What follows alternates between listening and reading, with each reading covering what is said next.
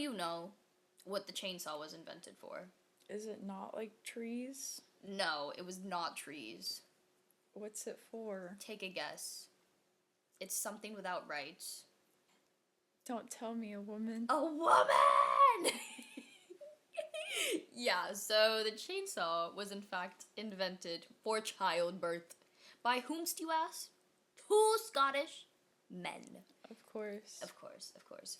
Yeah, so they originally designed the chainsaw to cut the hoo-ha open bigger to make birthing easier. Didn't they like barely have pain meds and stuff? They didn't have pain meds. Their pain meds were like poppy seeds and nettles.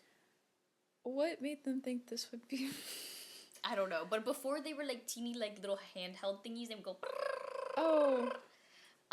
That's crazy. And then they would just like cut through. That's crazy. The woman, and so it was like specifically like the cartilage by your pubic symphysis. Mm-hmm. Which, fun fact, you can tell if a woman has had children by looking at her bones if her like pubic symphysis is like not fused, because sometimes your bones will pop open when you give birth to a child. All the time or just sometimes? Just sometimes. So if some people are a little bit more flexible, if they have like a bigger like hoo-ha, like it doesn't pop open, but a lot of times, often, it'll pop open. So they'll, like, cut off, like, the bone and the skin and just, like, make it bigger. Basically, like, how sometimes they'll, like, cut, like, a little, like, incision during childbirth to, like, prevent tearing. It was like that, but, like, worse. It was tearing. It was just ripping everything open. Where's the girl with the list? Yeah! Intro!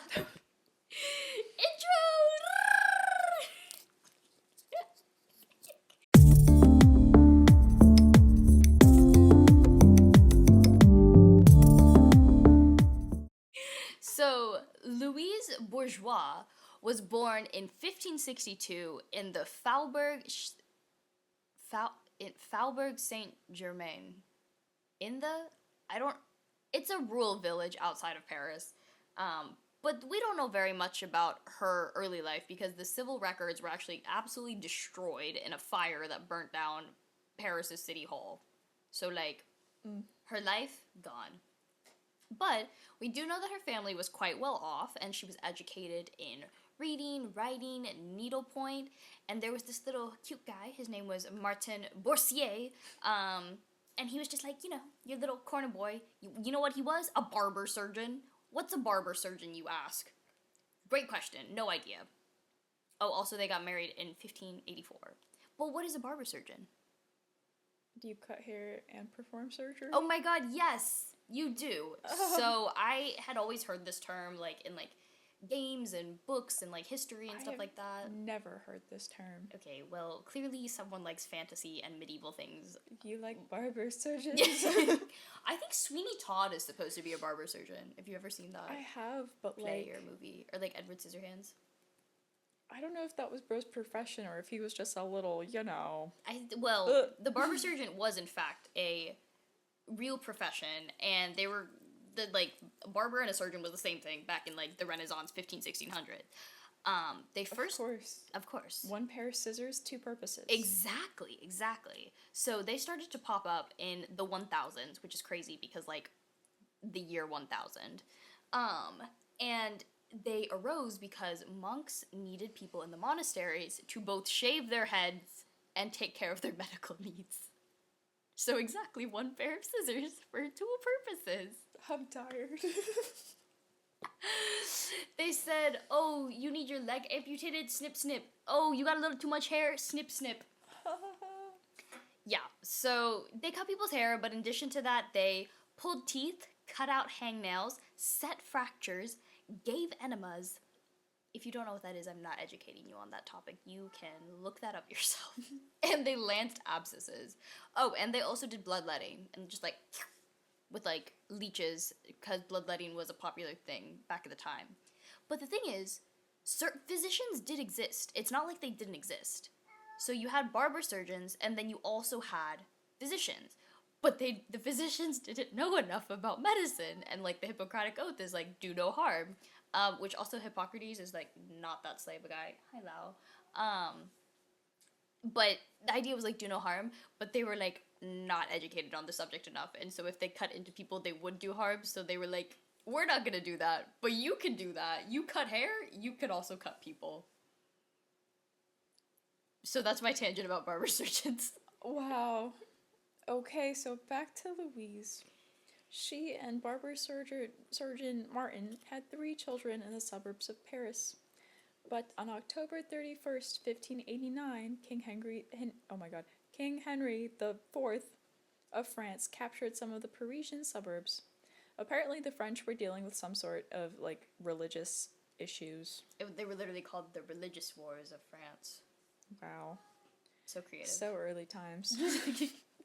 So Henry the Fourth was a Huguenot, aka Protestant, but the Catholic Church wanted a Catholic ruler of France. Regardless, Louise and her children fled to safety behind the city walls of Paris. Martin was in the French army at the time, and Louise had left most of her possessions in the village, so Louise had to figure out a way to provide for herself and her children. She ended up taking on midwifery when she was 31. This is actually considered quite young for becoming a midwife, and most midwives at the time were much older and well past their quote-unquote biological prime. It is debated whether she learned from her husband, who had studied under Ambroise Paré, who was a barber surgeon that was considered the father of true surgery, or if she herself had graduated from a school of midwives. It is also possible that Louise herself studied under Ambroise Paré, but however she received her training, it is known that she passed her official examination/accreditation on November 12th, 1598. The more she practiced, the more of her skill and reputation grew. I'm surprised they had, like, official accreditations for that, but, like, you can be a barber surgeon and just, like, go off into the world. Yes. Just by being like, yo, I have scissors. Yeah, pretty much. But you had to be an accredited midwife in order to practice. Right. So Louise began aiding the ladies of the court in childbirth, and word of mouth spread that she was one of the best. In fact, when Henry IV married Marie de Medici, and they were expecting their first child, Henry had one midwife in mind, but Marie was like, no, I don't trust her. Only Louise for me. And so they ended up going on with Louise. And Louise actually birthed all 6 of Marie's children. Among them were the Dauphin and the future King Louis XIII of France, Elizabeth, the future Queen of Spain, Christina of Savoy, and then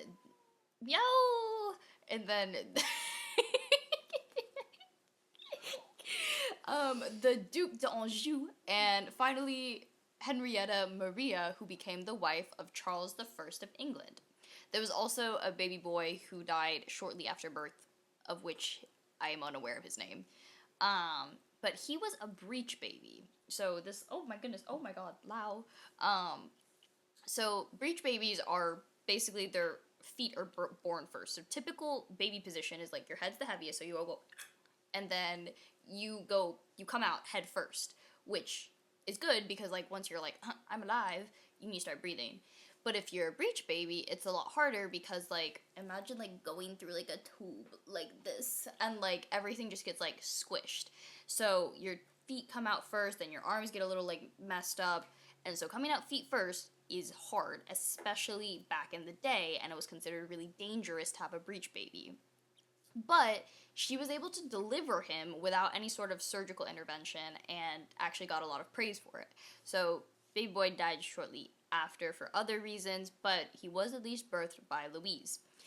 As the royal midwife, she actually made a good bit of money at the time.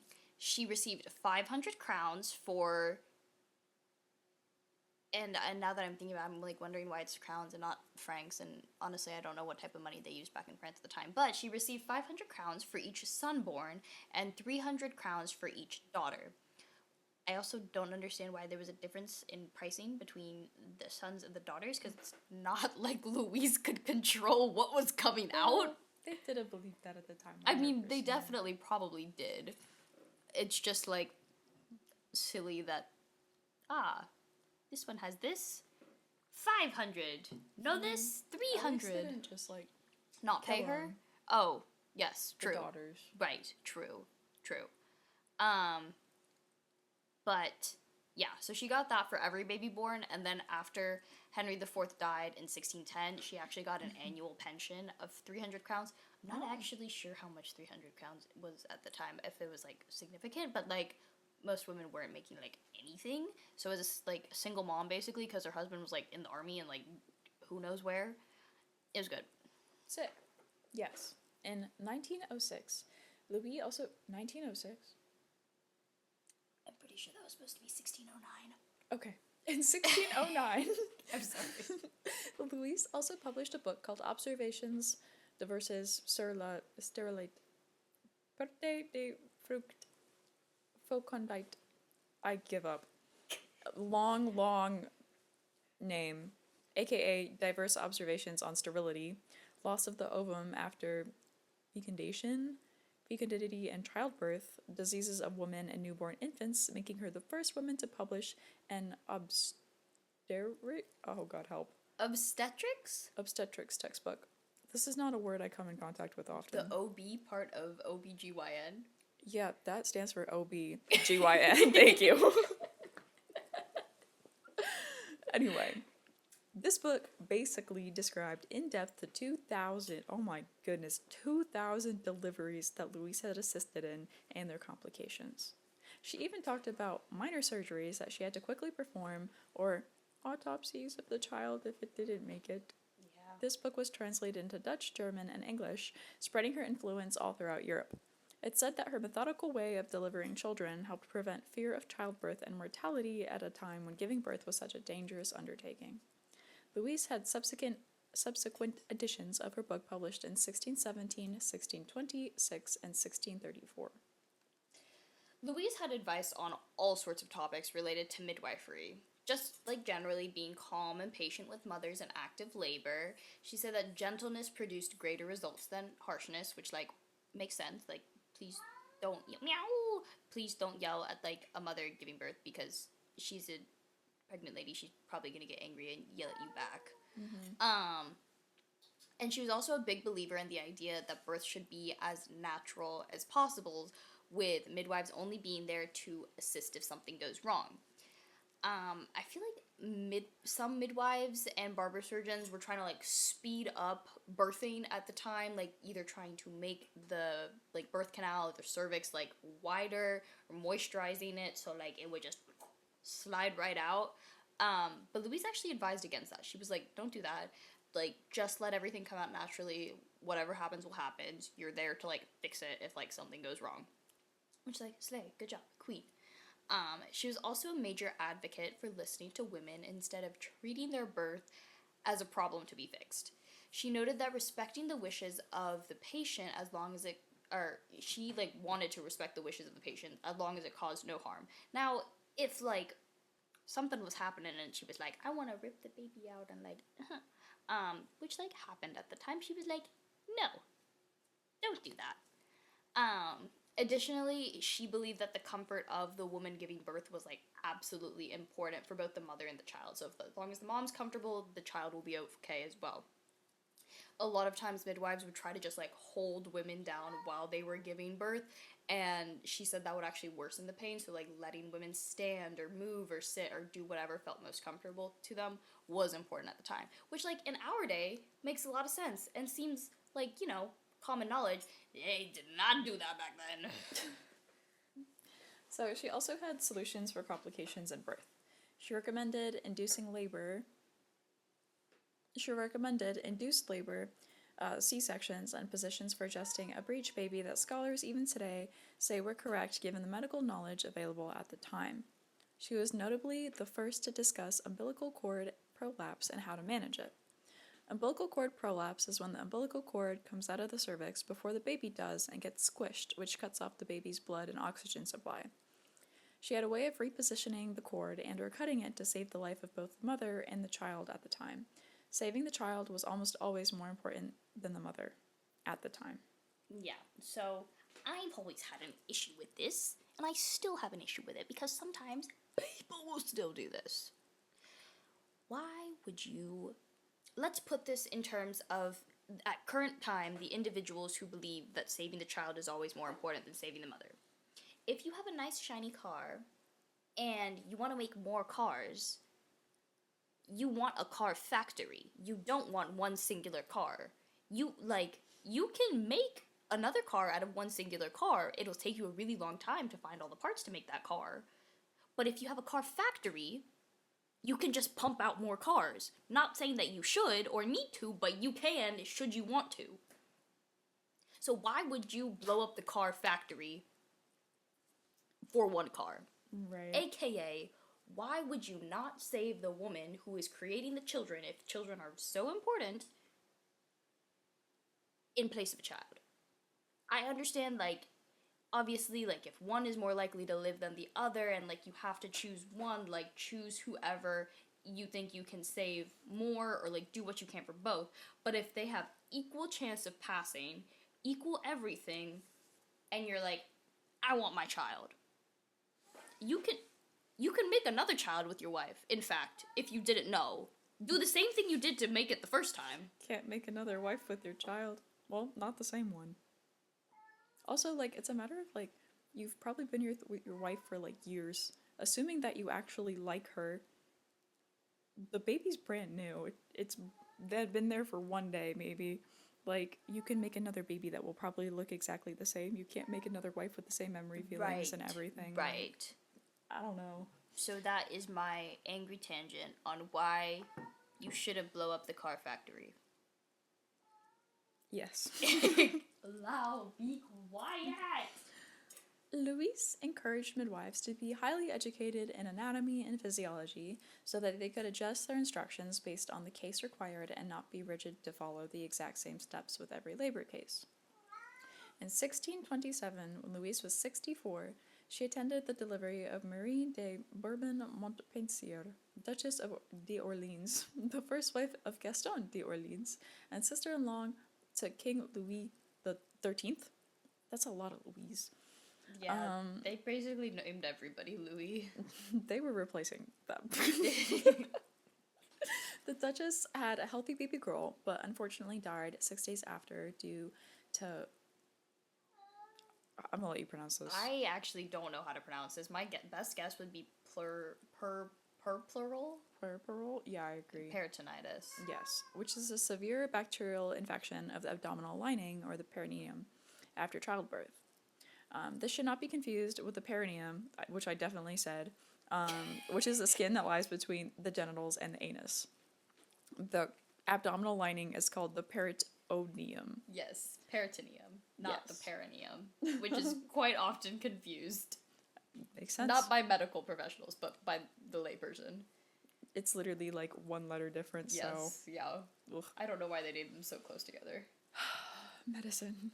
Well, an autopsy of the Duchess by 10 doctors put Louise at fault, but it's suspected that some of the physicians that performed the autopsy had beef with Louise and wanted her gone from the courts. After all, she had been a midwife for 34 years, had delivered thousands of babies, and written books about it. It seems unlikely that she would make a mistake as large as this. Sadly, after this incident, she was dismissed from court. So, Louise's husband, Martin, Mr. Barber Surgeon, unfortunately died in 1632, which I don't really know what he was doing this whole time. Hello. Because there's, like, no information on him. We know that he was in the army, but I don't know how long he was in the army for, or, like, what he was doing, because, like, all of the... Oh, my God! Oh. At least they know who Lau is Yeah, now. here's Lau. But, like, it made it sound like she was a single mother, like, kind of this whole time. Or maybe he was, like, a supporting character in the courts. Who knows? But in 1635, Louise's publisher urged her to publish her final piece of writing, Le Cahier des Secrets, which was a book of remedies, basically about herbs and healing and plants. On December 20th, 1636, at the age of 73, which was fairly old for the time, because this is like the Renaissance era, like, a lot of people wouldn't make it past 25. Yeah. Marie also unfortunately passed away. They left behind 3 children, Francoise, who married the physician of Henry IV, Henrietta Maria, the wife of King... Oh, okay, hold on, sorry. My words are like... So Francoise was one of her daughters. She married the physician of Henry IV and Henrietta Marie, so, like, the royal couple. And then Jean became physician to King Louis the 13th, and her last daughter Antoinette became a midwife, very similar to her, and married a physician. So basically, all of her kids kind of followed in her footsteps. Cute. So, Louise Bourgeois, Boursier, was a woman who practiced medicine in an era that often denied women both authority and acknowledgement. Working in 17th century France, she cared for mothers and infants with a blend of skill, observation, and courage while navigating a medical world dominated by men. She didn't just deliver babies, she delivered ideas, recording her experiences and challenging prevailing assumptions about women's bodies and women's intellect. Louise's life reminds us that progress in medicine has often come from those working quietly at the margins, those who learn by doing, who listen closely to their patients, excuse me. I'd say I need to go home and take a nap, but I'm already home. But she listened closely to her patients and insisted that women's experiences actually mattered. Her writings gave voice to female practitioners and helped lay the groundwork for obstetrics as a serious medical discipline, which is a word I learned today. Today, when we talk about equity in healthcare and the importance of representation in medicine, Louise stands as an early example of what it means to persist, to document, and to lead in spite of barriers. Her story is not just history, it's a reminder that the care we provide and the voices we choose to record shape the future of medicine. Yippee!